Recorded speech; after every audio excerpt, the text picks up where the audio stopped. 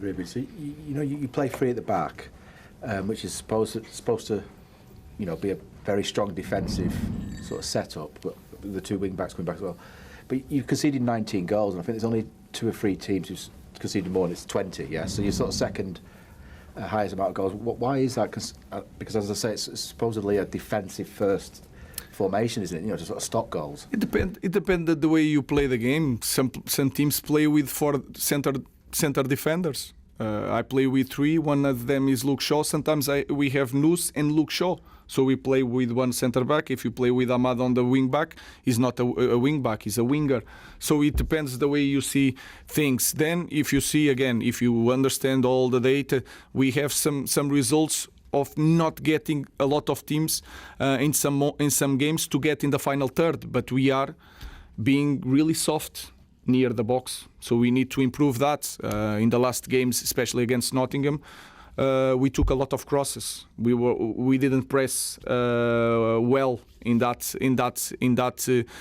moment. Against Everton, of course, they were with 10 men. We cannot suffer a goal. We suffered a goal in the only shot on target. So that things also can change the way you see teams, but of course we need to improve in a lot of things.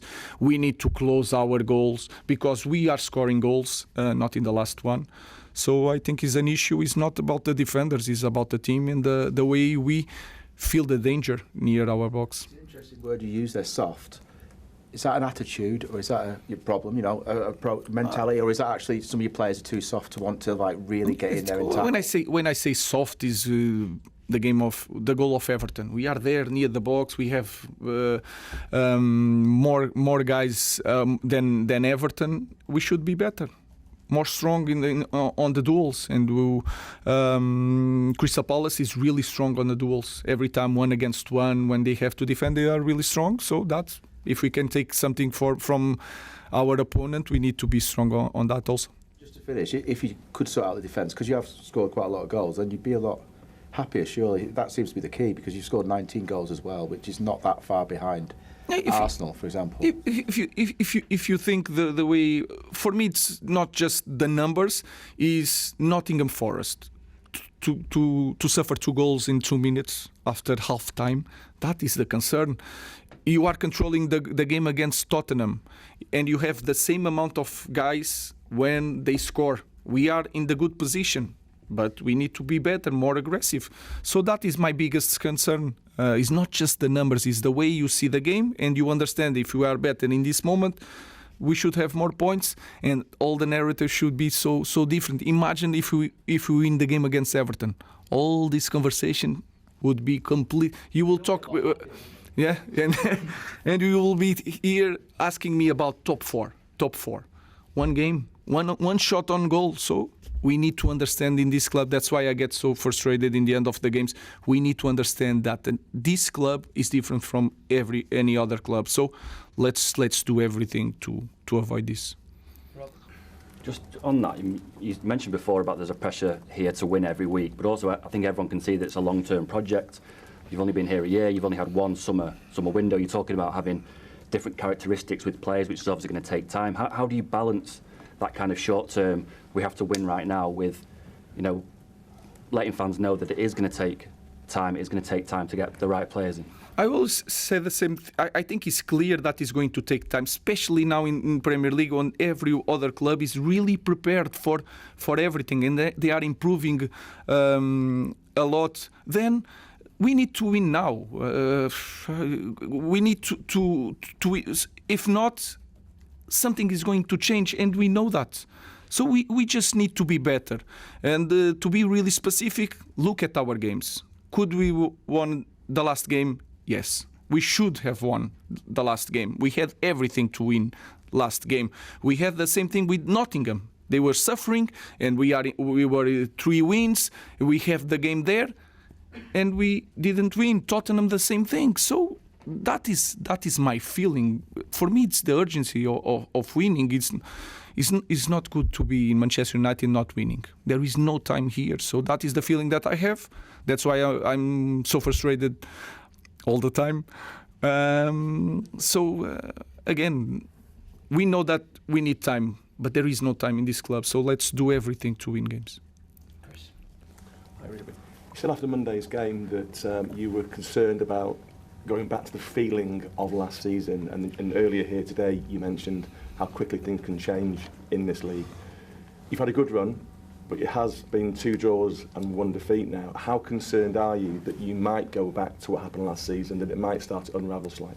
We just need not to think so far ahead.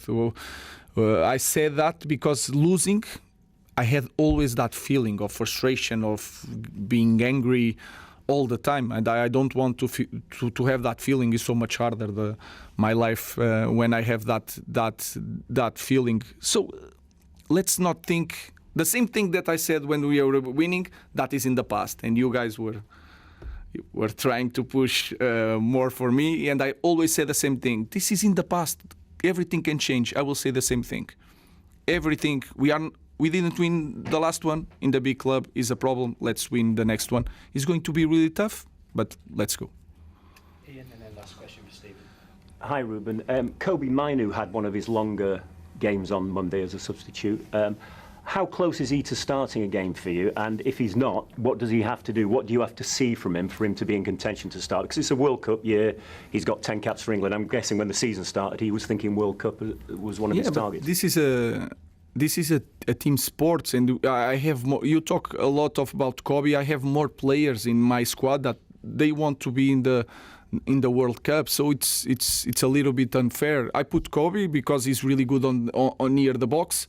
To have a guy like Bruno and him, they can find spaces near the box and score goals. So that was my idea. So I will use Kobe and the rest of them to try to the team to win. So I'm not just focused on one individual. I want to help all my players, and I know how special it is for a player to play World Cup. My job is to win as a team and to focus as a team. So Kobe Mainoo is in the same situation the other guys. If I feel that is the best thing to win the game, I will do it.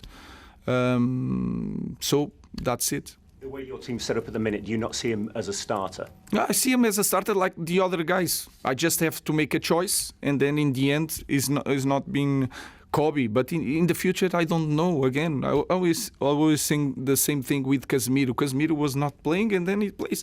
I just want to win games. I don't care who is playing. I just want to win games. Hi, Ruben. On the subject of people starting games, you seem to be changing between. On the subject of who starts games, you've been changing between Dalot and Dorgu this season at left wing back. What have you thought about their performances? And at the end of the season, could that be potentially a position that you look at in the transfer window? Guys, that is going to. We have time to think about that. I don't know if it's going to happen in January. What I feel when I see them training, they are doing so much better than in games. Then Patrick, when I see him playing for national team, he scored a great goal against Ireland. The decision that he made under pressure was completely different than the decision that he is making in our team. So I just need to understand the context in trying to help them. I think they are far from the best, and they know it. So, like a lot of players in our team, like myself. So I just look at them and I think they have so much more to give. So let's see this week if we improve that. Is that the area Patrick needs to improve? Is it attacking output in the final third? I think it's the decision. He needs to be calmer playing the game. You can feel the anxiety every time Patrick touched the ball. I can feel it, the anxiety. And I remember the shot against Everton. That was easier than the decision that he had to make when the guys from Ireland was Scotland.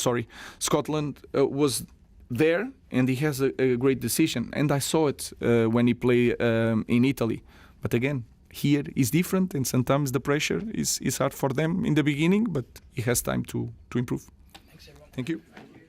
A passionate fan base, but it has to be said that I always remember hearing the Man United fans really loud at Selhurst Park. Do you remember last season? They were so loud there. Yeah. Because, as you say, it's close. The There's been fans are some close great to the memories ground. there. I'm thinking, first of all, I'm thinking the Matic one.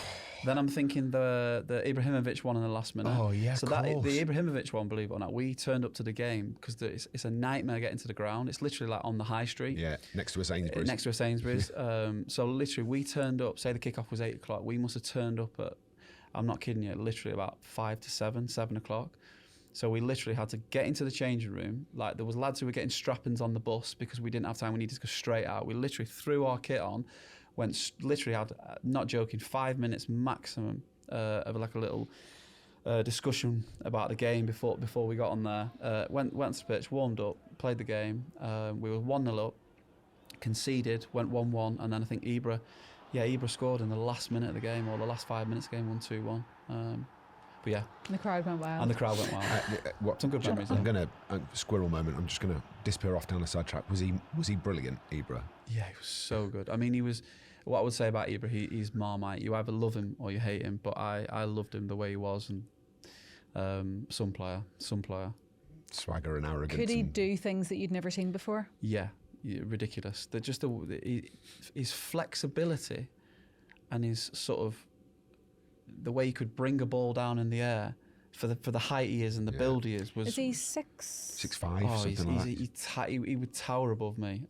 He was, and he's a winner. Like, he's so passionate in training. He wants to win. If he's on the losing team, like, you know about it. And you need characters like that in the dressing room. He was a big player, big ego in the dressing room, but someone we needed at the time. The good news about this fixture is that Palace travel away on Thursday for a European trip, and it is, of course, a midday kickoff on Sunday. That's tough, isn't it, for the United fans?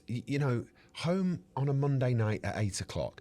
Next Sunday midday, South London, nightmare to get to, nowhere to park anywhere near the ground, really difficult to get public transport to, followed by a Thursday night game, followed by a Monday night game, followed by a Monday night game. But I guarantee you they'll be there in the numbers. In their droves.